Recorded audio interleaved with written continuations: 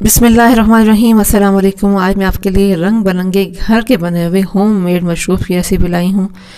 बहुत ही low cost है, घर की चीज़ों से बन जाएंगे। चलो शुरू करते हैं, देखते हैं हमें इनके लिए क्या क्या चाहिए, ये मैंने कैसे रेडी किए हैं। सबसे पहले हम गिलासों में आइस डालेंगे, अपनी पसंद के मुताबिक आप डाल सकते हैं। और यहाँ मैं रोज़ वाटर ले रही हूँ, ये इस ब्रांड का मैंने इस्तेमाल किया है। रोज़ वाटर इस्तेमाल करने के बाद मैं इसमें डालूँगी, ये मैंने 1-1 टेबल स्पून डाला है, आप अपने पसंद का भी डालिए। ये मैं डाल रही हूँ तुख मलंगा, ये मैंने पानी में भिगो कर रख दिया था, इसका भी 1-1 टेबल स्पून मैंने गिलासों में ऐड किया है। अब मैं इसमें चीनी का शीरा यानी शुगर सिरप ऐड कर रही हूँ, 3-3 खाने के चम्मच। अब मैं कलर फूड जो जर्दे में इस्तेमाल होते हैं, yellow, green and red colour, वो मैंने पानी में घोल लिया और इस तरह से 1-1 करके गिलासों में डाल दिया है। इनका भी तकरीबन आधा चम्मच मैंने इसमें ऐड किया है।